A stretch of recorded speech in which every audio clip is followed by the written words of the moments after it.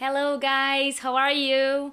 Eu sou a Thaisa, eu tô apresentando hoje o podcast da NetLanguage Só Idiomas. Hoje a gente tá com o nosso convidado, Augusto Camargo. Seja bem-vindo, Augusto. Muito obrigado, Thaisa. Estou muito feliz de estar aqui na NetLingue. Queria agradecer muito o convite do Renan e do Leandro Souza para vir aqui. E acho que vai ser uma experiência muito interessante poder passar isso para as pessoas no YouTube. Com certeza, vai ser muito legal, muito divertido, tenho certeza, nosso podcast, com vários perrengues, várias histórias de viagem. E eu queria começar te perguntando como que você chegou até aqui, como que é a tua carreira, no que você é formado, faz sentido ainda para você a tua formação, como que você vive? Sim. Então, atualmente eu trabalho no Paranabanco Investimentos, eu segui a carreira no mercado financeiro, sou formado em administração na FAI, aqui em Curitiba, sou daqui de Curitiba. Ao mesmo tempo, eu também sou artista plástico, então eu tenho um estúdio de pintura, pinto quadros e tento manter esse equilíbrio entre a vida profissional no banco e no mercado financeiro e na vida artística. E é super legal, né? Porque são áreas, teoricamente, bem distintas uma da outra, né? Como que você faz para equilibrar isso? Então, nos momentos que eu não estou no banco, eu sempre vou...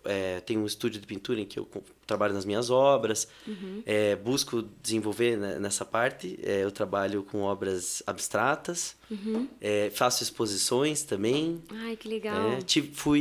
Fiz uma matéria, fui convidado para fazer uma matéria na CNT, no Jornal Nacional da CNT, para mostrar Nossa, o meu gente, que estúdio, sensacional, tudo. que famoso!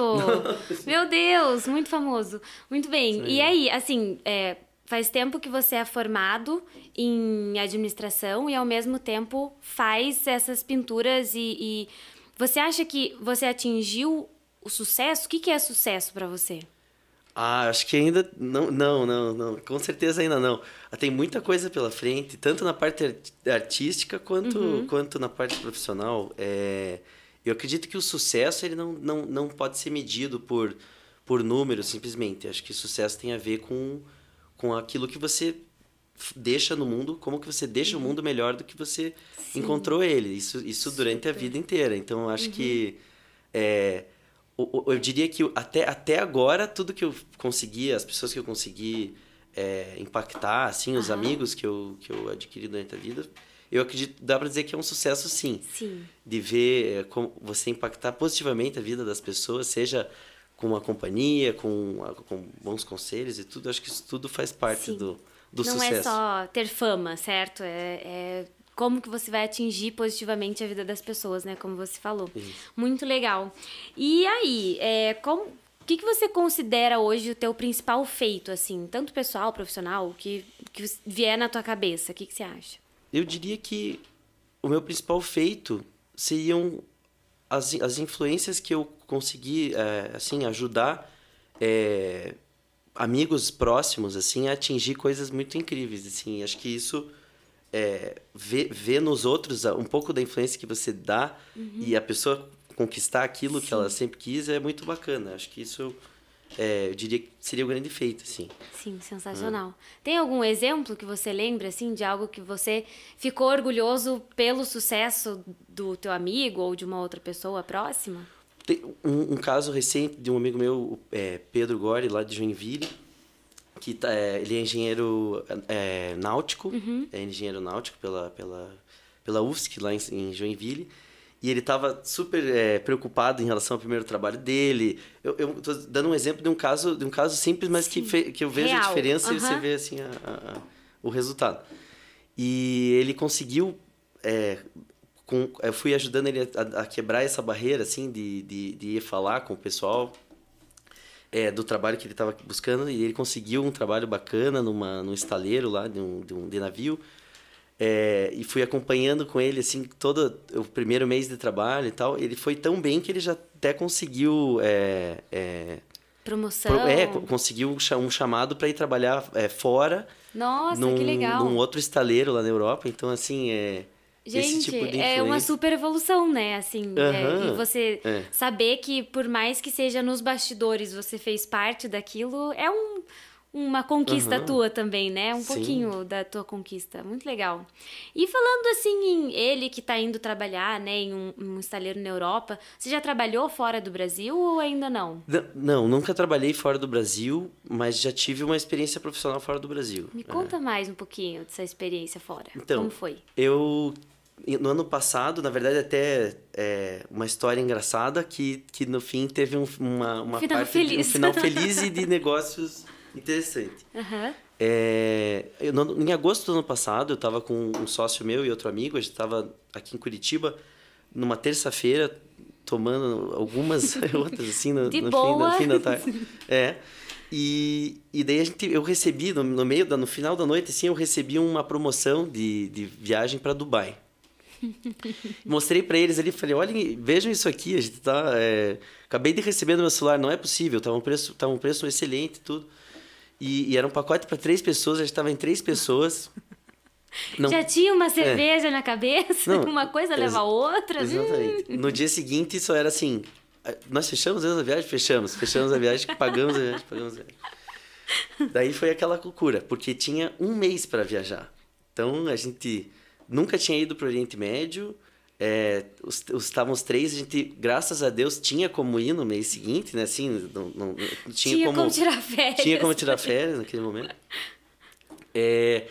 Então, e daí tinha esse mês para se preparar para a viagem. Então, o que eu falei? Eu cheguei para o meu sócio Ricardo e falei que a gente não podia desperdiçar a chance de estar num polo tão importante de negócios do Oriente Médio, um lugar que é um super cosmopolita, cheio de pessoas do mundo inteiro, para fazer negócio também, e que a gente não poderia desperdiçar a oportunidade de fazer algo assim lá.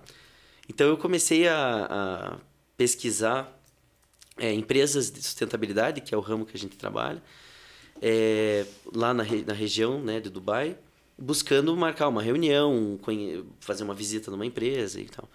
E foi muito bacana, assim, poder ligar na cara dura lá, pegando um número de Dubai... Nem sei internacional. Quanto que vai vir a minha conta depois. Exatamente. Na cara dura ali, falando inglês, falando que era um brasileiro, que ia para lá, numa empresa assim, que queria marcar uma reunião. E deu certo, assim, até na última... Eu fiquei o mês inteiro falando com várias, mas como a gente tinha um período curto, e faltava como 15 dias para a gente viajar, tava mais difícil de conseguir marcar uma reunião para nos receberem, assim. Sim. E graças a Deus eu consegui com uma câmera de comércio que representa todos os países que falam a língua árabe, foi muito bacana. Nossa, que legal. E daí, lá na viagem, a gente conseguiu um dia só, a gente queria reservar um dia só para isso. Passamos um dia fazendo negócios, sendo recebidos lá para uma reunião. Foi muito bacana. Que legal. Tinha até, imagine, receberam com bandeirinha do Brasil. Vocês se sentiram uns diplomatas lá, foi né? Tipo, gente legal. importante. Muito bom. E depois, lá em Dubai, então vocês pegaram um dia para fazer essa visita na empresa. E o que mais vocês viram de Dubai que você acha que seja muito legal para quem tá indo ou para quem sonha em conhecer esse destino? O que você acha? Então, eu diria assim, primeiro que o Oriente Médio é um lugar sensacional, tem muita coisa diferente para você experimentar uma cultura diferente, tanto na culinária quanto no turismo, na cultura, na língua, né? A gente está falando de língua. Então, assim, eu diria até para as pessoas baseadas nessa última viagem. Dicas, assim. Dicas. Uma que Anotem, pessoal, dicas. Estudar um pouco que seja. Pelo menos dar uma olhada nas coisas mais simples e básicas, assim, da língua do lugar que você está viajando. Sim. Isso sempre é muito bacana. Sim. Justamente para você ter mais empatia das pessoas que vão te atender lá, para você iniciar uma conversa, entrar numa loja, entrar num restaurante, vão te receber de uma forma diferente. Sim. As pessoas, eu acho que percebem, né? O quanto você está sendo aberto para aprender a cultura deles, a língua deles. E eu acho que para vocês também é legal, né? Aprender e tentar falar. Às vezes sai tudo errado, mas enfim. Sim. O que importa é tentar, não é mesmo? Com certeza. A gente vai. Com certeza. Muito bom. Então seria essa, sim, eu acho que vale muito a pena. Eu estudei um pouquinho de árabe para ir para lá. É muito interessante, uma língua fantástica. E a outra dica, além dessa de sempre ter um dia, pelo menos um dia da viagem, você dedicar para encontrar alguma coisa que faça sentido para o teu negócio, que seja até olhar de uma forma diferente. Puxa, isso daria certo onde eu moro, na empresa que eu trabalho. Tentar trazer essas influências do exterior, assim, é sempre interessante para eu acho que agrega bastante, né? De você entender como isso funciona lá e como você consegue adaptar para a cultura brasileira, de repente, de fazer esses novos negócios e ter novas ideias e tal. Agora, você falou um negócio da culinária. Como que é comida em Dubai? Porque Dubai, né, querendo ou não, eu imagino que deve ter muito McDonald's, muito Burger King por lá, mas deve ter uma comida típica, né? Uma coisa assim. Vocês chegaram aí em restaurante e tal? Sim, até interessante que você tocou nisso. Primeiro que Dubai, ali do Oriente Médio, seria uma das cidades, se não a mais internacional que tem. Os Emirados decidiram que lá seria um lugar para receber turistas, então é um lugar que você vai ter, ao mesmo tempo que você tem a cultura deles, você vai ter, como eu posso dizer assim, é mais tranquilo para você usar uma roupa diferente. As mulheres não precisam se cobrir o corpo e tal. Então, é uma cidade um pouco diferente nesse sentido. E, ao mesmo tempo, na culinária também. Então, você tem muitos restaurantes internacionais, você tem essas redes grandes, você falou do McDonald's, tem Five Guys, que é fantástico, tipo, tem lá um monte. Daí você tem que saber procurar e pedir pela comida regional. Como que você pede um McDonald's, um McLanche Feliz em árabe, gente? Só aponta, né? Porque só aponta. Tá. Você chega, vai chegando, fala marhaban, dá um oi, fala assim, você vai chegando. Uau, gente. Eles são mais tranquilos. Mas o interessante é que é muito inglês, então lá você tem as pessoas que trabalham lá são de outros países, muitos lugares. Então, nos hotéis, nos restaurantes, tem muita gente da Índia, de outros lugares do mundo, então eles falam em inglês. O árabe você vai acabar falando mais só com os que são os regionais. Graças a Deus, o inglês, mais uma vez, salvando a vida do pessoal. Uma dica interessante para isso que você falou de achar a culinária exata. Então, a gente estava no Souk, no Gran Souk, na feira grande que eles têm lá na parte antiga da cidade. E eu falei assim, a gente tem que comer a comida mais tradicional possível, do lugar mais bacana possível e tal. E a gente ficou muito amigos de uns indianos de uma loja, uma família que que nos atenderam. A gente gostou tanto deles que comprou os presentes quase todos lá. Ficou muito queridos, assim, nos trataram super bem. E no final eu falei assim, vamos pegar com eles uma dica. Daí a gente queria saber qual que era o kebab mais tradicional, o melhor kebab possível que a gente pudesse encontrar. E daí eles indicaram só assim, mas então vocês estão no lugar certo. Eles indicaram pra gente um lugar no centro, mas como se fosse o centro de Curitiba, assim, centrão. E a gente, nossa, foi até difícil para chegar lá. Chegamos lá. É bem no centro da cidade, um restaurante antigo. O dono tem um bigodudo, assim, totalmente bigodudo. E é um kebab tão tradicional lá que a família real eles mandam buscar o kebab lá e é o que servem no palácio. Muito chique. Sensacional. Eu esqueci agora o nome, Al-Qsur Kebab, uma coisa assim. E daí você entra no restaurante, a gente tava todos vestidos de roupa árabe. Vocês foram pra ter vestidos. Essa experiência mesmo. A gente tinha comprado as roupas com os indianos e já saiu vestido.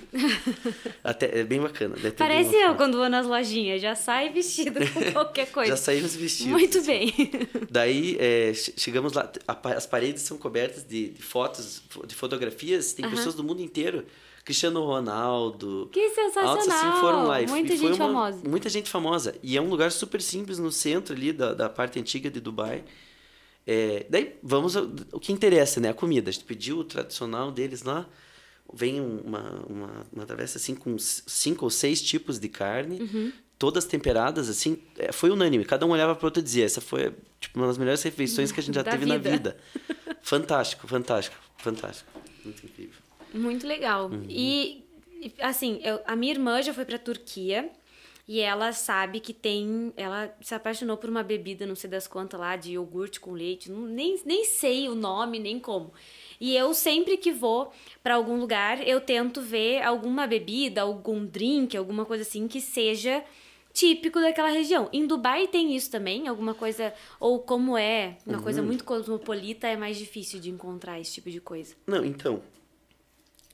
você tem as restrições, algumas restrições, né, dos Emirados ali em relação à bebida alcoólica. Então, lá a bebida alcoólica é mais cara quando você encontra e não é em todo lugar que tem, dentro do hotel e tal. Pra você ter uma noção, uma Heineken custava na época ali quase R$80. Nossa, gente, uma long neck. bem inflacionado. Então, porque eles também não têm tanto interesse que você beba. Mas para entrar no país, se eu não me engano, você pode entrar com até 4 litros de bebida alcoólica, tipo, pelo... é permitido, porque daí permitido, não é tão fácil você encontrar dentro do país, isso? Exatamente. Então, você pode ter no teu quarto do hotel, se você quiser. A gente até fez isso. Então, vale a pena. A dica vale a pena. Mas de bebida, eles têm um café... eu não tomo, como eu não tomo café, eu não sei tanta diferença se é um café ou mais para um chá, mas se chama karak. E ele é servido até na moeda deles, na moeda acho que de 1 dirham, que é a moeda deles, tem a jarrinha que é a que eles usam para servir o karak. Bem tradicional muito mesmo. Tradicional. A gente teve num passeio de jet ski que faz lá, vale a pena, o passeio de jet ski é sensacional. O pessoal que atendeu a gente ficou amigo, porque eles brasileiros são muito bem recebidos. Sim, impressionante. Isso é bom. Eles, gostaram muito da gente, a gente ganhou os bonés deles e tal, e daí esse pessoal que atendia a gente lá no jet ski, eles fizeram questão, pedindo pra gente esperar lá, que eles queriam tomar o caraca com a gente e comer uma pastinha com raleu, que é um outro doce. Então, assim... E daí ficamos dando risada, eles falavam coisas do Brasil, a gente... Que sensacional. E isso tudo em inglês daí? Inglês. Eles também falam de boa inglês. É muito turístico. Por exemplo, aqui, sei lá, se você vai para Balneário Camboriú, não sei se você vai encontrar o cara do jet ski falando inglês para as pessoas que vêm de fora. Mas lá, pelo jeito, é algo bem comum, assim, né? Tipo assim, taxista, esses serviços gerais que...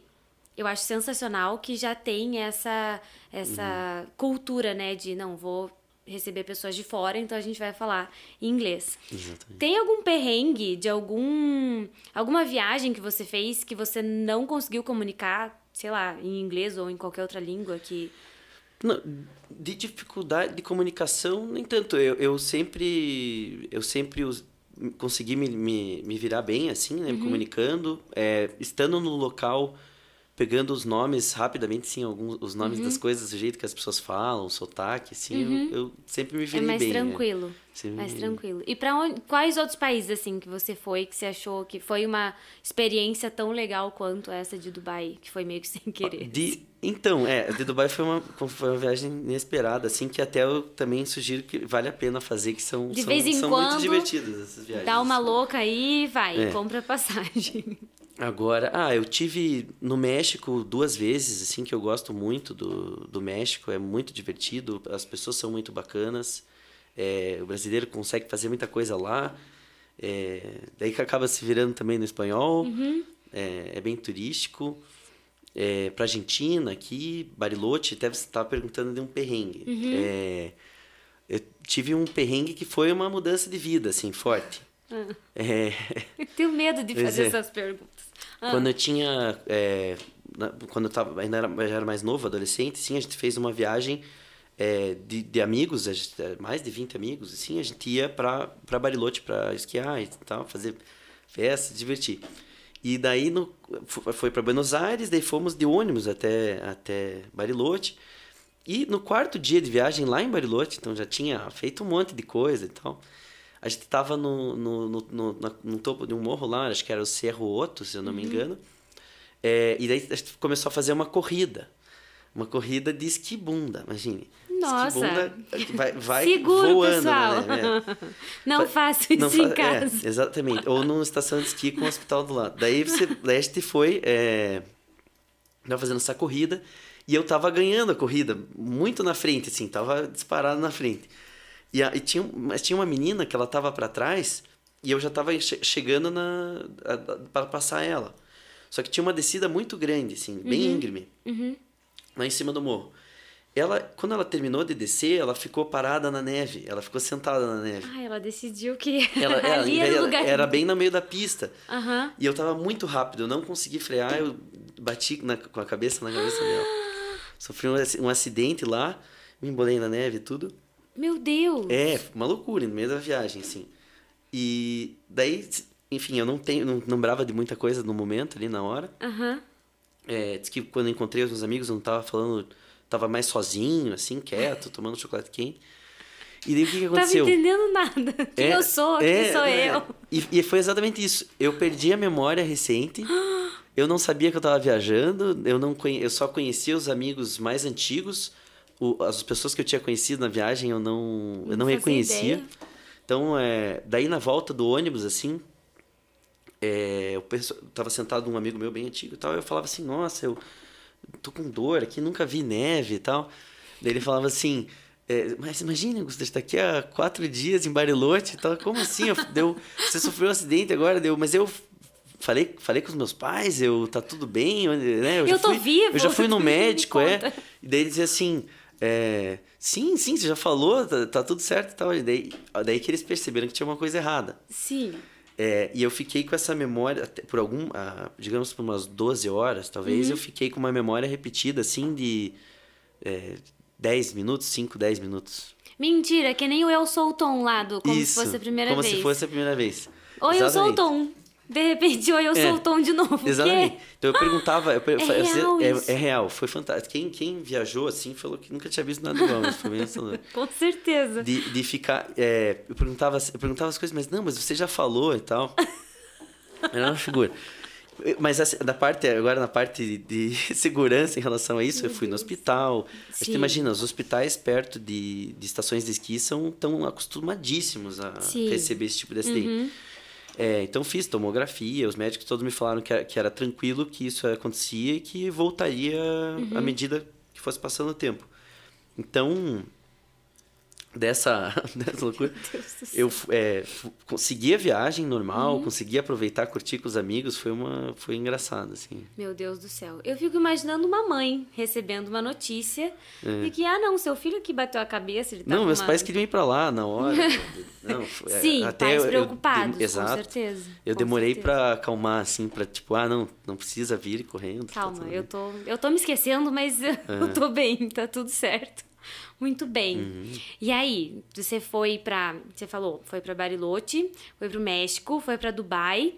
Que outros cantos desse mundão que tem uma memória legal, assim? Puxa, eu tive uma experiência bacana de viajar com meu pai pra Europa também. Então, conheci alguns países por lá, assim, da Inglaterra cruzando o Mediterrâneo até a Roma. Puxa, a Europa é sensacional, assim. É muito legal, tem bastante coisa pra ver, né? Cada esquina você vê alguma coisa que tem muita história, né? Que tem muita coisa pra gente aprender, que às vezes a gente passa despercebido e de repente, nossa, realmente um monumento isso daqui, né? Em poucos dias você consegue ver muitas cidades de uma vez. Nos Estados Unidos você já fica, se for de carro, por exemplo, você vai ficar... horas de estrada para conseguir... Exatamente. Ali, cada tropeço, você tá numa cidade diferente. Muito bom. E a próxima viagem? Já foi pro bar, assim, ontem, por exemplo, e comprou uma viagem nova? Como é que é? Eu tenho... De próxima viagem, puxa, tem um amigo meu, um sócio meu, ele conseguiu um pacote excelente de viagem lá, que ele paga um valor mensal e ele tem direito a... passagens e hotéis limitados. Meu Deus, passa essa dica para os telespectadores, pelo amor de Deus. Pra mim também. Eu não sei o nome da empresa, mas eu poderia passar. E daí ele já falou que pra gente decidir um destino pra ir, que dele consegue o hotel, pelo menos. Com desconto consegue, com e tal. Desconto, Pô, tudo. Que sensacional. Bem bacana. E tem, então essa próxima viagem você ainda não sabe pra onde vai ser, mas tem algum destino que você sonha em conhecer, assim, que você acha que, nossa, isso aqui seria sensacional se eu pudesse ir? Então, eu diria assim, viagens são experiências únicas e que ficam pro resto da vida, assim. Vale muito a pena, são experiências que realmente você guarda pro resto da tua vida. Então, acho que fazer isso com pessoas que você se importa muito é essencial. Sim. Então, eu tenho um sonho há muitos anos já de fazer uma viagem de carro com meu pai nos Estados Unidos, de repente cruzar os Estados Unidos, uma coisa assim. Sensacional. Porque ele morou bastante tempo lá e conheceu todo o país, assim. E eu sempre tive muita vontade de conhecer com ele. Já fui para lá, mas não dessa forma com ele assim, mais velho. Então, meu sonho acho que seria fazer isso. Nossa, sensacional. Cruzar. E você comentou que teu pai morou lá por muito tempo. Como que foi isso? Ele foi a trabalho? Como que... Então, ele é daqui de Curitiba também, mas ele sempre teve vontade de empreender fora do Brasil. Até ele é um pouco mais velho, de 1950. Então, ele pegou uma fase que o Brasil... era muito difícil de você ir buscar empreender fora, mas ao mesmo tempo tinha muita oportunidade lá fora. Então, na questão dos Estados Unidos, ele foi uma época que era tudo, tinha que ser com dólar e tal. Até para mandar o dinheiro para lá é completamente diferente de hoje. E eles foram para montar uma churrascaria em Las Vegas. Queria montar uma churrascaria em Las Vegas. Essa é uma ideia muito boa. Ensinar para eles como é que fazia os cortes daqui e tudo. E foi bem bacana. Ele sempre trabalhou com... Na verdade, ele trabalhou em vários ramos, assim. E eu sempre me inspirei muito nisso, assim, nessa parte de empreendedorismo e até fora do país. Você chegou a trabalhar em Angola, Moçambique, depois dos Estados Unidos, isso. Nossa, que sensacional. Mas eu não tive a oportunidade de morar lá que nem meus irmãos. Meus irmãos ficaram... Ai, teus irmãos ficaram. E você já morou em algum outro lugar fora do país? Não. Ainda não. Ainda não, mas eu também diria uma coisa. De todos os lugares que eu fui, assim, a gente sempre volta com aquela impressão que, puxa, Curitiba é... A gente sempre tem a nossa casinha. O arroz e feijão é bom, né, gente? Tem uma coisa em Curitiba que não dá pra explicar, assim. É diferente. É muita qualidade de vida aqui. Sim. Isso é verdade. E em relação a essa coisa de qualidade de vida, tem alguma cidade que você foi que você disse, pelo amor de Deus, me tira daqui, eu não quero mais ficar... De não gostar? De não gostar. Porque a gente sempre pergunta o que a pessoa gosta, mas às vezes pode ser uma boa dica também. Não vá para esse lugar, né? Não sei. Pois é. Acho que... Puxa, um lugar que eu... Ao mesmo tempo que vi coisas muito bonitas, também me preocupei, né, com algumas outras coisas que eu vi, foi no Marrocos. Que eu tinha comentado antes. Eu estive no Marrocos nessa mesma viagem da Europa e fui para Casablanca, a cidade de Casablanca maravilhosa e tal, onde tem lugar, cena dos filmes. Sim. Passeou ali tem o Palácio do Príncipe. Então, assim, tem uma parte muito bonita. Eles têm a terceira maior mesquita do mundo. É muito bonito. Mas, ao mesmo tempo, eu vi muita pobreza também. Sim. Dificuldade, assim, o pessoal... E não muito longe de onde era o Palácio, né, do Príncipe. Então, acho que ali que eu não... São extremos que estão muito próximos, né, um do outro. Fica nítido, assim, daí você fica preocupado, falando, né? Puxa vida, como é que tem tanta riqueza assim perto? Tanta discrepância, né? Numa mesma cidade, né? Que 2 quadras pra lá tá, assim, sensacional, 2 quadras pra cá já não tá muito legal. Muito bem. E profissionalmente, como que você se vê, assim, no futuro? Você acha que você vai seguir os caminhos do teu pai e empreender lá fora? Como que vai ser esse negócio? Eu acredito que em algum momento sim, porque acho que tá dentro da veia que eu quero seguir, do que eu quero fazer. Hoje eu gosto muito o mercado financeiro brasileiro é fantástico, tem muita oportunidade, assim. O Paranabanco que eu trabalho hoje, né, com o Leandro, que me convidou aqui. Puxa, eu vejo muita oportunidade. E acredito que o brasileiro tem muita coisa para oferecer para fora. Inclusive, lá fora, o profissional brasileiro é visto de uma maneira muito, muito boa. Assim, a gente tem soft skills fantásticos assim, para o mercado. Então, se despontam muito lá fora. Sim, eu acho que o brasileiro é visto bem lá fora. Eu acho que é exatamente por isso, né? Você consegue aprender muito rápido a fazer as coisas e ao mesmo tempo tem uma empatia muito legal, é simpático, vai pegar no batente lá e tá tudo bem, faz o que tiver que fazer e pronto. Então eu acho que por esse sentido o brasileiro acaba se dando bem, né, nas outras cidades, nos outros países. Muito bem. O que mais? Me conta um pouquinho dessas coisinhas aqui que você me trouxe. Então eu trouxe algumas coisinhas aqui para mostrar, que eu queria primeiro, antes de falar assim, você que vai viajar, vai aproveitar um tempo fora, conseguiu essa conquista e tem um monte de pessoas queridas que gostam de você aqui na tua cidade, né? Onde você esteja, que vão adorar te receber de volta e tudo mais. Então, assim, a minha dica é: compre brindes, traga presentes para as pessoas que você gosta, traga uma parte daquela viagem que você fez. Sim. Isso não só mostra o carinho que você tem pelas pessoas, como também instiga e mostra para elas irem também, para elas se aventurarem. Mostra um novo mundo, né? Então, nesse caso aqui, ó, que eu queria mostrar, isso aqui é areia de Dubai. Sensacional. Eu trouxe do deserto, eu mesmo que coletei. Uhum. Eu com meus 2 amigos, a gente coletou 2 garrafinhas, conseguiu trazer para o Brasil. Eu consegui fazer várias dessas aqui. Uhum. E olha, é uma coisa simples, né? Simples. Você não precisa de muito, Não mas precisa é de muito. A sensacional. areia vermelha até se chama Red Sand Desert lá.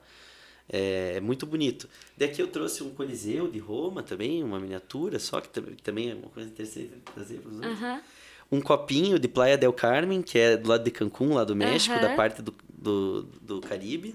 Que até é um presente para vocês aqui. Olha lá, presente, gente, assim. que sensacional. Vamos começar a fazer a nossa estante cheia dos souvenirs de outros países. Sensacional. A gente já tem, pelo que me falaram aqui, no meu ponto, gente, me falaram aqui que a gente já tem um pratinho do cônsul de Bangladesh, que veio aqui fazer uma entrevista. Se você ainda não viu essa entrevista, procura aí no nosso canal, tá super legal.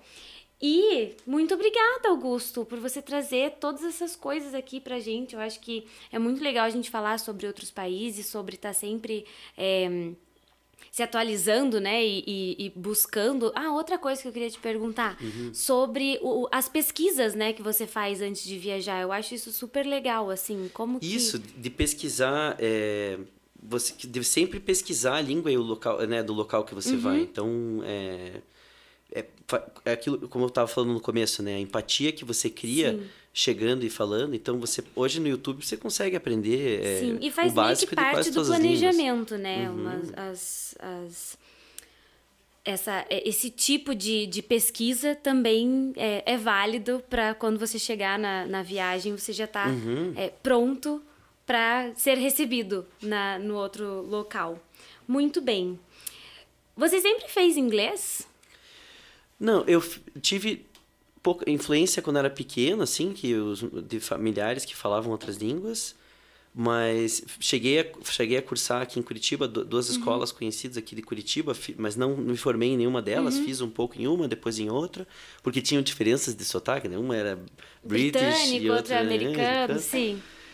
Mas não segui o caminho tradicional, assim. Eu, assim como muitas pessoas, fui aprendendo com jogos e com música e filmes, mas eu achei que o que consolidou mais assim a língua, principalmente no speaking, assim, ou para falar e para ouvir, principalmente também, foi buscar conteúdo em inglês, né? Então, quando você começa a assistir vídeos no YouTube em inglês, mesmo que você não entenda tudo, isso quando eu era mais novo era assim, eu também não entendia tudo que estavam falando, mas eu estava assistindo um vídeo sobre um assunto que me interessava. Sim, que fazia sentido para você naquele momento. Exatamente. Né? E aquilo você vai aprendendo cada vez mais palavras, você vai se acostumando com a fala, com a língua, e aquilo só foi aprimorando. Então, eu hoje praticamente só vejo conteúdo em inglês, assim, consumo muito conteúdo em inglês. Tanto nos streamings quanto no YouTube. Mas o que eu queria assim, passar para quem tem interesse em aprender dessa forma também, ou até para melhorar o seu nível de inglês, né, complementar o estudo, pegue um assunto que você gosta, se debruce no YouTube, veja sobre, né, vídeos, porque a quantidade de conteúdo infinitamente maior. É infinito mesmo, né? É infinito mesmo. Não tem... O inglês te abre portas no conhecimento, assim, que não tem o que falar, né? Se você, como eu falei, você pesquisa no Google em inglês, você vai ter uma infinidade muito maior de respostas, de informação, do que se você pesquisar em português, que você vai se limitar aos países a quantidade, né? É. Muito bom, muito legal. E o inglês hoje, para você costuma usar no dia a dia ou é só quando viaja mesmo? Fora essas pesquisas que você faz? Assim? Então, no dia a dia, e até acho que isso é importante para manter a conexão com a língua, né? Porque se você fica muito tempo afastado da língua, você também perde. Sim. tá introduzido no conteúdo. Então, nos filmes que eu assisto, nas séries, ou na música, acho que fica mais ou menos aí. E em algumas ocasiões surgem momentos que o inglês é muito útil. Então, eu vou dizer, simples, até final de semana agora, esse final de semana, eu estava num outro evento aqui em Curitiba e tinham 2 DJs que eram argentinos. E eu falava, meu espanhol não é tão forte, mas eles estavam falando inglês com todo mundo. E eu fiquei conversando inglês com eles um tempão, fiquei amigo dos caras. Então, assim, sempre vão surgir momentos que vai ser bem útil. Então, seja para ajudar alguém que esteja... Às vezes está aqui em Curitiba e não sabe falar português e de repente você consegue ajudar. Isso é muito legal. Agora, eu sei que você aprendeu ou tentou aprender ou está aprendendo a falar russo sozinho. E você sabe falar algumas palavras em árabe. E ainda tem o espanhol e o inglês, certo? Então, pra gente encerrar aqui, manda aí um tchau em russo, um olá em árabe, sim, não, o que você quiser. Em russo, tchau, você pode dizer um tchau bem simples, pacá, pacá. Pacá, pacá. Pacá, pacá. Pacá, pacá. Pacá, pacá. Gente do céu. Здравствуйте. Você fala assim, приятно познакомиться. Menino, É um prazer em te conhecer. Um prazer em te conhecer. Приятно познакомиться. Ok. Меня зовут Augusto. Как вас зовут? Eu não faço ideia do que ele falou, mas provavelmente Thaís, meu nome é Augusto. Isso. Como é seu nome? Ai, Thaísa. Mas o russo, porque quando mais novo eu achava muito engraçado falar inglês com sotaque de russo. E daí até que eu falei, por que não aprender russo? E daí mesma coisa, no YouTube. E você aprendeu russo pelo YouTube? Pelo YouTube, mas eu falo muito pouco, Até a frase que eu falo Я изучаю русский самостоятельно. Eu aprendo russo sozinho. Estou aprendendo russo sozinho. As pessoas que te veem, que são russas, né, e que te veem falando russo, devem ficar assim, tipo, gente, como assim? Ele tá aprendendo sozinho. E até como teve a oportunidade de falar inglês, também tem a oportunidade de falar um pouquinho dessas outras línguas. Alguns anos atrás, eu estava num evento super bacana lá em Florianópolis, na verdade em Camboriú. E tinha uma DJ internacional que é ucraniana, a Nastia, bem conhecida. E ela tava com uma outra DJ que também era ucraniana e tal. E eu falei pro pessoal, eu tava com o pessoal que tava organizando o show, eu falei assim, quando ela descer do palco eu vou falar russo com ela. E daí eles falaram assim, imagine, você vai falar russo, ela é ucraniana, cara. Não sei o que. Eu falei, eu tenho certeza que na Ucrânia ela aprendeu russo e tal, vou falar russo com ela. E ela desceu, agradeci o show ali, falei rapidamente, ela falou não entendi tudo que ela falou, mas ela falou algumas coisas, depois falamos em inglês. Mas achou super bacana de ver, tipo, né, alguém falando... Que legal, então... né? Às vezes se sente mais bem recepcionado até, né? Isso, de dizer, nossa, tem gente que realmente tem interesse na nossa língua e tal. Que legal. É muito bacana. Daí depois ver, assim, ela falando russo com a outra também no Brasil, é muito legal. Daí eu vi...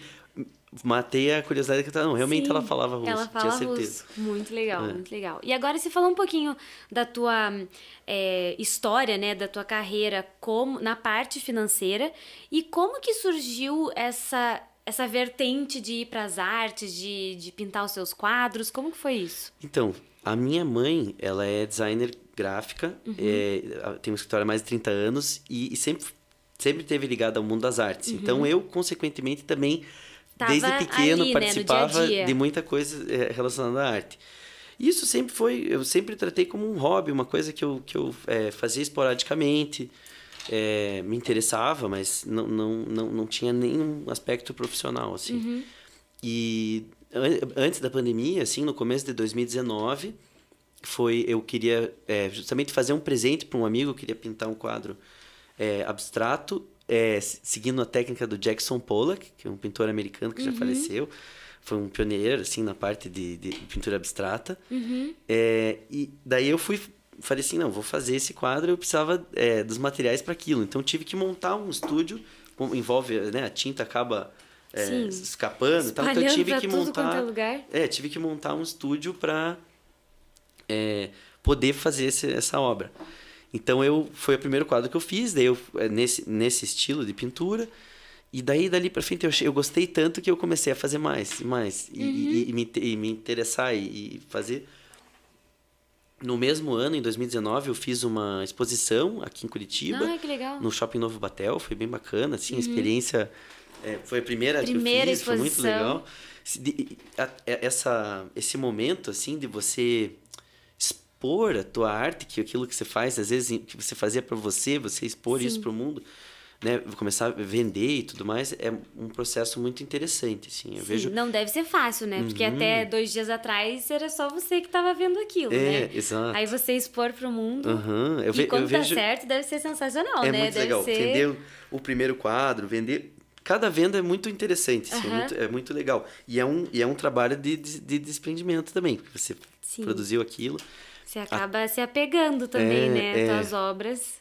Exatamente. Então, eu continuei pintando, fiz essa exposição, daí me convidaram para essa matéria bem bacana, assim, no Jornal Nacional da CNT.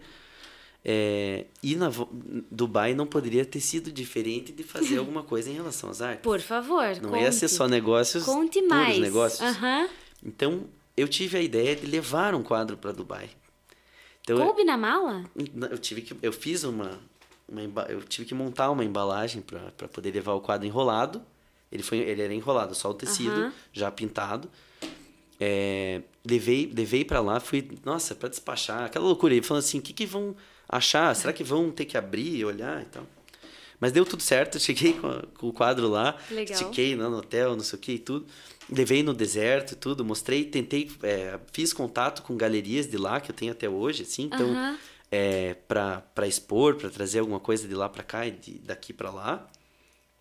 Inclusive a areia também, a boa parte da areia eu uso para fazer quadros. Eu coloco areia nos quadros. Agora esqueça o presente para as pessoas. Agora é tudo meu. Quero usar para minha arte. Muito bem. Então, uma parte foi... eu consegui fazer, eu separar para dar de presente e também... uma boa parte. Deixa um pouquinho pra mim. Pra fazer isso, pra fazer. E daí, o quadro é mais caro quando vai com a areia de Dubai? Como é que. Mais caro. Tem que colocar uma inflacionada aí, né, gente? Tem que dar um. E você comentou que quando você estava em Dubai, voltando pra esse assunto, você comentou sobre o seu sócio e alguma empresa de alguma coisa sustentável. Isso. Me conta tudo isso. Então, a Green List chama, é um projeto que a gente criou no começo da pandemia. Já tinha um amigo nosso que tinha tido uma ideia, a gente decidiu, pela pandemia, trazer a parte de sustentabilidade mais forte para o mercado no geral, assim.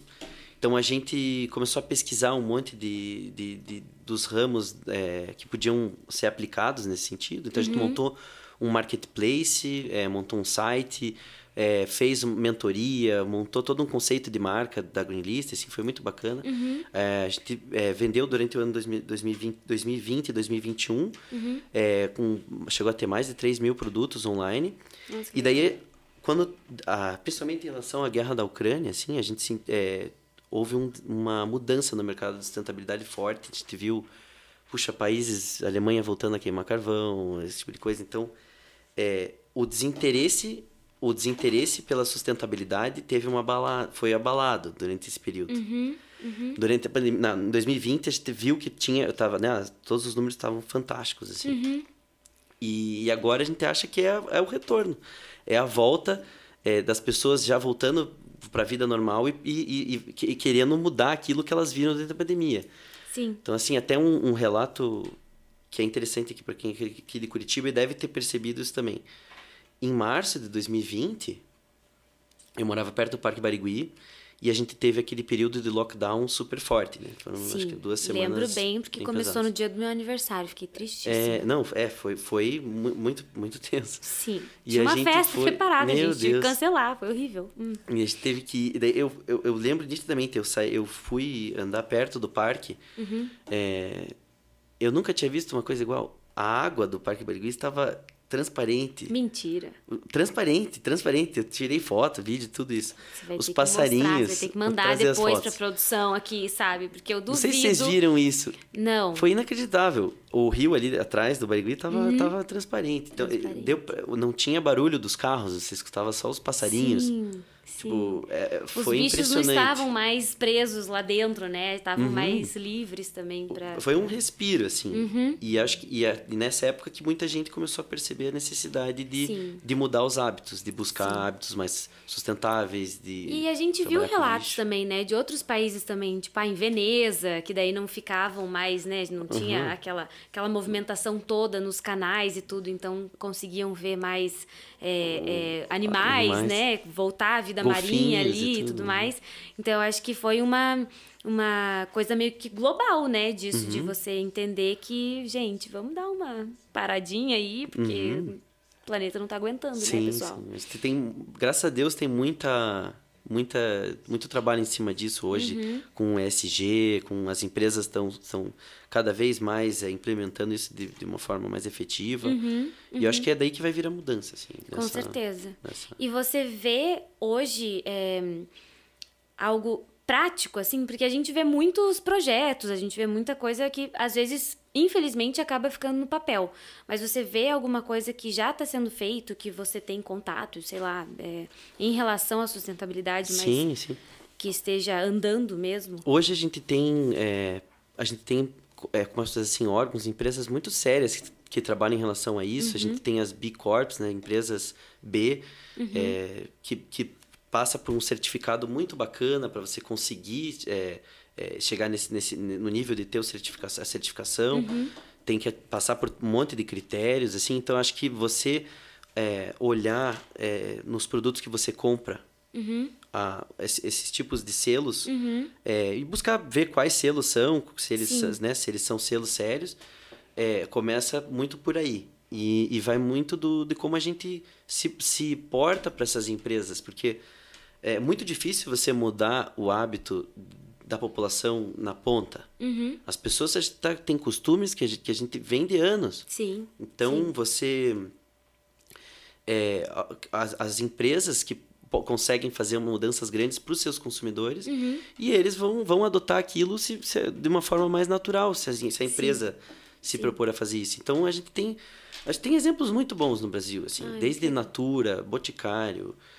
empresas que trabalham empresas muito sérias com isso. Que têm esse interesse, né? Porque às vezes é muito bom quando vem da empresa o próprio interesse pra gente tentar mudar alguma coisa no mundo, né? Sensacional. Muito bem. E aí, eu fiquei sabendo que você é presidente de um conselho, é isso? Então, eu sou conselheiro. Opa, vai confundir, gente. Eu fiz parte por muito tempo do LEAD, que é o Grupo de Líderes Empresariais. Foi um grupo que foi criado pelo João Dória. Muito interessante. E hoje eu sou conselheiro na Associação Comercial do Paraná. Legal. Então, eu sou conselheiro do CJE, que é o Conselho de Jovens Empresários. Lá dentro eu sou diretor de sustentabilidade também. Então, a gente tenta criar novos projetos em relação a isso, até... o mais recente, a gente está essa semana, tá? Para seguir esse mês o projeto. Já estou em contato com as empresas. A gente quer adotar uma praça. A gente está vendo como que vai ser a parte de funding, assim. Porque a prefeitura permite que qualquer CNPJ possa adotar uma praça. Então, buscar a parte jurídica disso, entender como que funciona o processo é sempre muito bacana. E unir os jovens, assim, empresários de Curitiba, do Paraná, para a gente trabalhar a nossa região aqui, trazer esse benefício para cá, assim, trocando as informações entre as empresas, entre os empresários, assim, é muito bacana. E como que é esse teu trabalho, assim? É uma coisa de dia a dia? Como que você consegue organizar? Porque, assim... Você tem várias funções muito diferentes, né? Então, é o financeiro, é a tua parte artística, é sendo conselheiro. Como que você organiza a tua rotina? Então, eu diria assim, eu sempre me inspirei muito em pessoas que eram muito produtivas. E eu sempre ficava pensando exatamente isso. Meu Deus, como que ela... Onde vivem? Como se alimentam? Exatamente. Então, eu sempre fiquei pensando, como que consegue conciliar tanta coisa? E daí eu falei assim, acho que se eles conseguem fazer 15 coisas, talvez eu consiga fazer 10. Talvez eu consiga dar um jeito. Eu acho que quando a gente não tem tempo, a gente arranja um tempo. A gente dá um jeito. Então, isso desde no fim da minha formação também, eu estava fazendo eu trabalhava o dia inteiro no Paranabanco, de noite eu fazia faculdade e ao mesmo tempo participava do LEAD e do CJE e estava montando a Green List com os meus sócios. Então, foi um ano que eu falei assim, esse ano que é um ano de pandemia, que é um ano que muita gente acabou, né, algumas pessoas acabaram trancando faculdade, ou paravam de fazer alguma coisa. Eu falei assim, eu vou pegar esse ano que pode ser podia ser um ano parado, um ano perdido, e eu vou fazer o contrário, eu vou fazer tudo que eu puder para produzir mais nesse ano, assim, possível. Sensacional. Não, e realmente você tem que ter uma responsabilidade e um comprometimento, né, com todas essas frentes que não deve ser fácil. Primeiro para organizar o dia a dia e depois para seguir em frente, né? Porque uma coisa é você dizer, não, beleza, segunda-feira eu trabalho aqui, terça-feira eu trabalho aqui, mas tá, quanto tempo que eu consigo levar essa vida assim, né? Pois é. E aí vem pandemia, você colocou esse plano em ação. E depois, agora que a gente tá voltando pro normal, como que você tá lidando com tudo isso? Porque agora tem... os aniversários voltaram, o bar voltou, as coisas... Como é que faz para se organizar, assim, pós-pandemia? Já acostumou agora? Sim, total. Já acostumou. Eu voltei, mesmo podendo trabalhar à distância, eu trabalho presencial, eu moro muito perto do banco, e eu vejo muito futuro ali, eu estou dedicando bastante tempo à empresa, assim, nesse sentido. E os quadros também, o estúdio não fica tão longe, então eu consigo frequentar o estúdio sempre que eu quero, à noite. Então, eu acho que até me facilitou, assim, né, a rotina. Você consegue e consegue ser mais flexível, assim. Poder trabalhar à distância também é muito bacana. Eu acho que isso, até meu gestor, o Leandro, fala... Você tendo internet, você pode trabalhar de qualquer lugar do mundo. Sim. Isso é uma revolução fortíssima que veio, legal, né, da pandemia. Assim. E o que você acha? Você acha que você, talvez... Porque nessa coisa do você pode trabalhar de qualquer lugar do mundo, eu já me empolgo. Porque daí eu digo, não, então vamos viajar, vamos lá, passar uma semana. Tem muita gente, né, que fez isso. Vai, aluga um Airbnb numa praia não sei das quantas, um mês depois tá em outro lugar do mundo. Você se vê numa situação dessa, assim, trabalhando? Acredito que sim. eu sempre... Acaba que as viagens acabam sendo oportunidades, assim, que surgem momentos e tal. Se eu conseguir conciliar as duas, eu vou fazer. Então, se eu receber vou decidir que vou com um amigo, vou ficar em algum lugar, na casa de alguém que mora fora, e eu consigo me organizar antes, vejo, né, para ter a estrutura da internet e tudo, poder trabalhar, eu acredito que daí, sim, sem dúvida.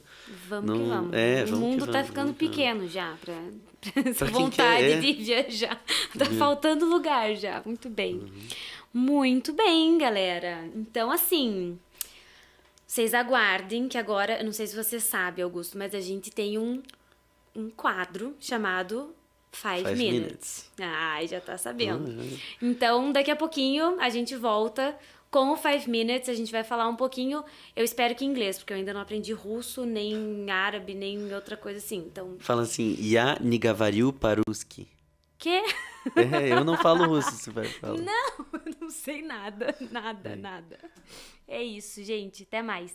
Hello, guys. Here we are again. Now we are starting our 5 minutes in English with Augusto. Yes. And the first question that I have to you is, what was the craziest thing that you've ever done in a trip? On a in trip, general. the craziest, the maddest thing that I ever done? Yes.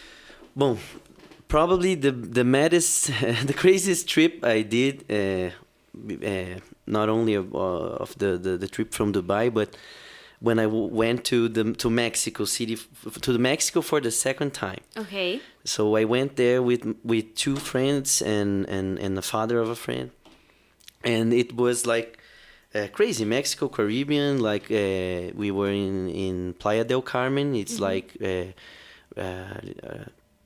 hour and a half from Cancun. We stayed there in a really nice hotel with open bar, and then we like drank, those resorts with all included. Yeah, those resorts. Yeah, those kind of resorts.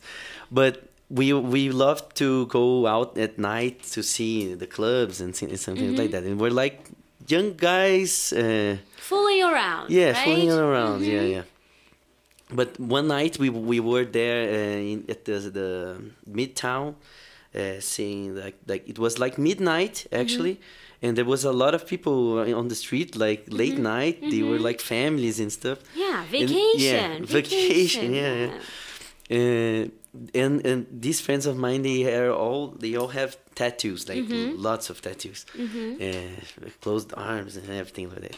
And I didn't I've never had a tattoo in my life. Okay. And they just said like, we're about to make a tattoo right now. And I said, what? No. I can't do that. My family, they don't like don't it. They don't approve it. it. Yeah. They will not like it. They will not like something like that. Then we but after some drinks and some things here and over and there. So drinking, you've already bought a ticket to Dubai and did a tattoo. Yeah. That's what drinks can do with you. Okay. Yeah. To anyone, actually. To anyone. Okay. Actually. So, but the thing doesn't stop there. We went, it's like crazy late at night, and it was open. And I said, oh my God, why it's open? Why? Just to get those people, huh? The crazy people. Then I needed to choose some place to do the tattoo. We choose the design first. It was like a school, Mexican school, and I needed to find a place to do it the tattoo. So I thought to myself, I don't want to show the tattoo to my parents. And never seen it before, and they will never see. And I choose to do in the side of my leg, because with my underwear they will never see. Even using only with the underwear, they will never see. So I go there and I lay down in this bed, and then the guy starts like making that great noises, but it wasn't so painful. Okay. It was okay. It was okay. It was okay. In the middle of the session, I was there. Then I started listening the voice and the singing of children, like a lot of children. Why you're up at? Entering the I was not only alcohol, not only sober, for that instant, and I said, what's happening? They were all kids in the middle of the night going with their parents to make a needle piercing. Yeah, they were like making the needle for earrings. They were like, oh my God, he's in pain. He's in pain. Oh my God, this that. Making fun of you. No, they were like scared of the pain that I was feeling, but it was okay. That was embarrassing for me. Okay, so you finished your tattoo, but did your friends do any tattoo, or they did the same? Oh, they did the same. But in other places. In their legs. Yeah. Okay. Yeah, so we had the same tattoo. So tattoo. you never traveled with them again, of course. After that, no, but I'm sure I will sometime. You will. Okay. Yeah. And there's another story that you told me before we start here, that you traveled to Foz do Iguaçu on a jet? Yeah. The only time I've ever been in very fancy. Very fancy. Private jet. It's like Citation Sovereign is the name of the airplane. I don't have an idea about what's and it was like, let's see, let's try this. Let's see what's about. No, what's this about? So why do people spend so much money to travel in this style? So you wanted to spend money to No. I was invited in this case. I was invited. Good. And then we went there, like the things that they are most different from the normal airplanes and the companies we used to travel, like the timing. You can arrive anytime you want. Okay. Because it's your plane, it's there. So you just call James. Hello, James. Yeah. I need to travel to. I will get 2 hours late. Stay there and wait for me.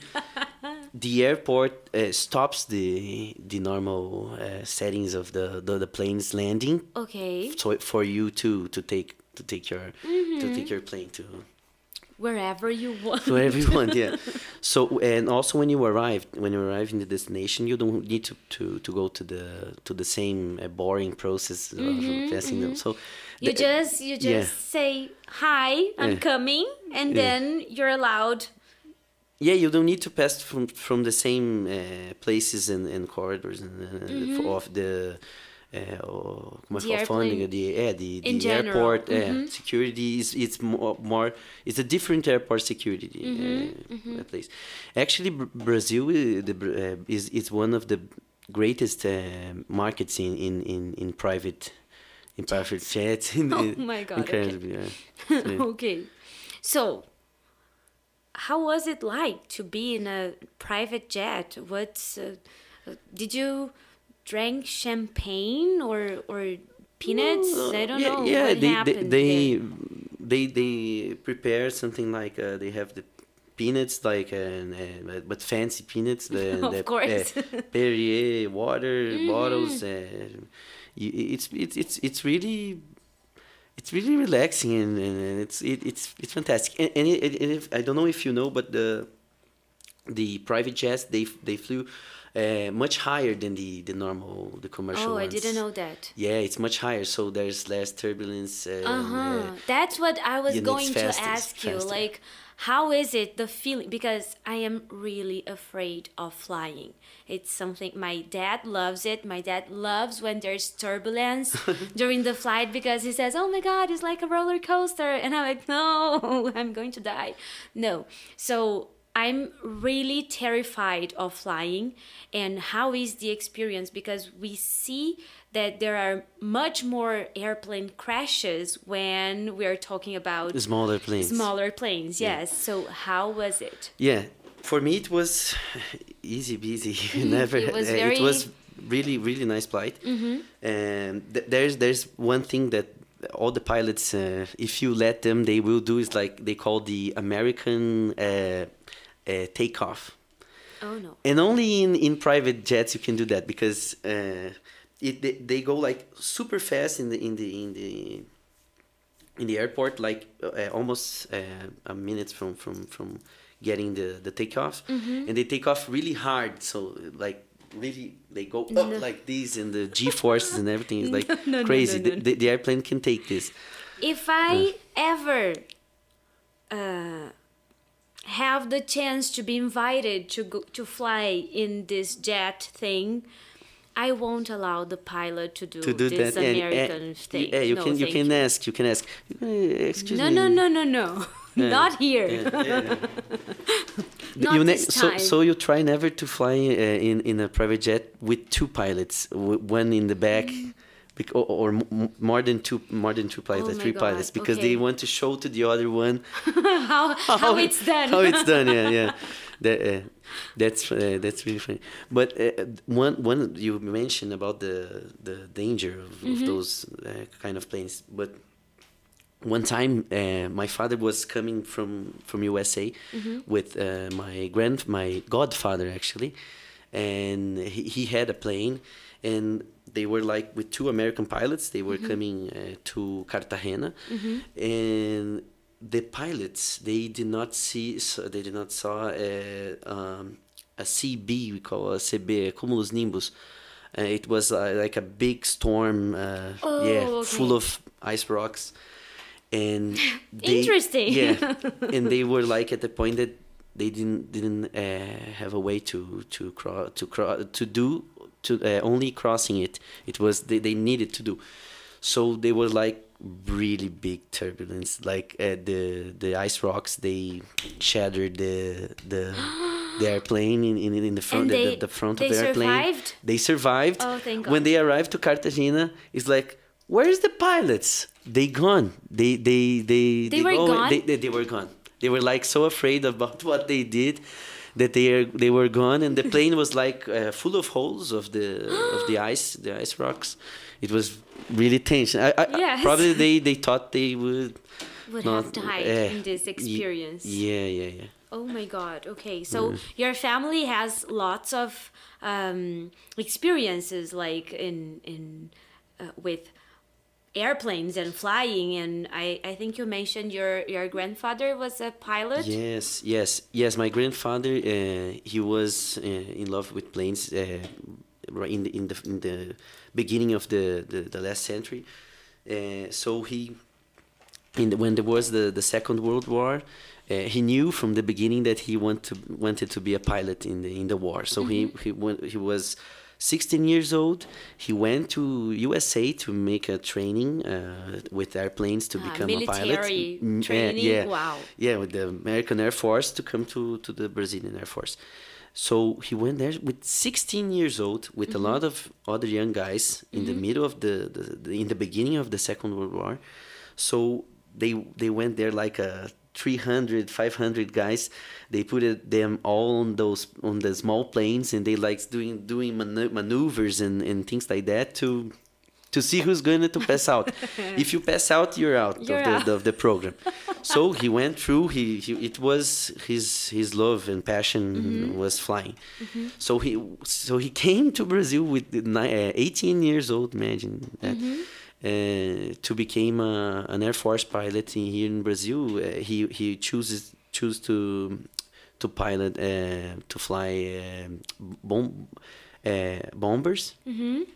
Well, no, he could choose if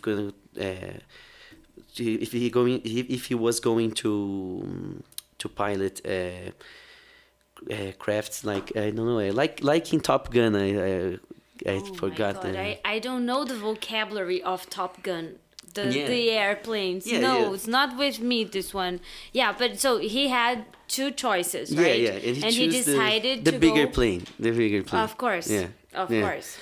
So he was like coasting, guarding the coast of Brazil with this in the plane. Second World War. In the Second World War. He served as a pilot in the Second World War. Yeah. So in this position after it was like in the end of the Second World War, like in 45, they were calling him to go to Europe, but then the war stopped, and they reached the war was over. The war was over. Yeah. Thank God. Cool.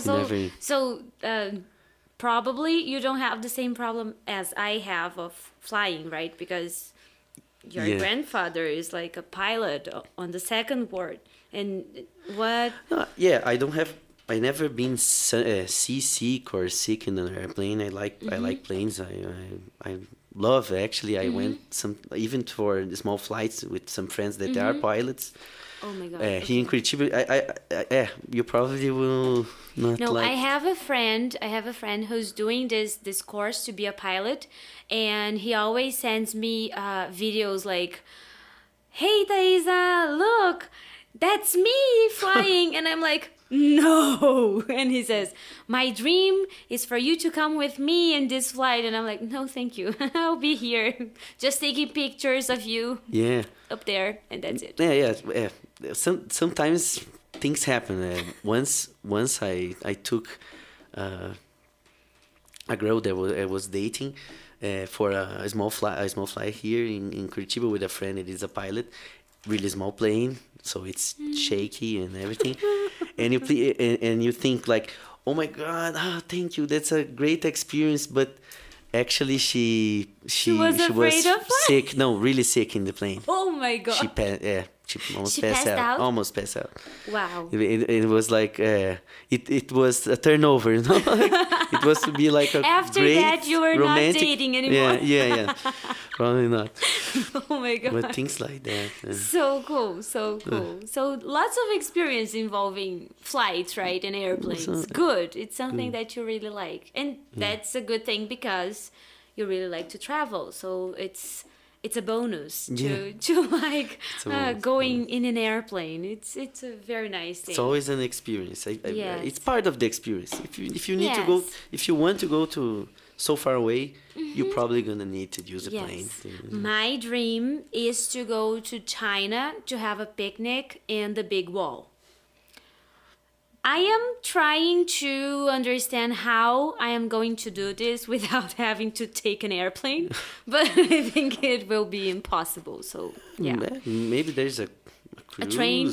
No, a cruise. No, a cruise? No, a train. A train. Yeah? A train. Okay. Yeah, yeah. You don't like boats also? I don't like ships? I don't like boats. No, not boats, nor airplanes. Only land. You're a land person. I like land. A land person. Yes, I have I'm a land person. Perfect. That's it.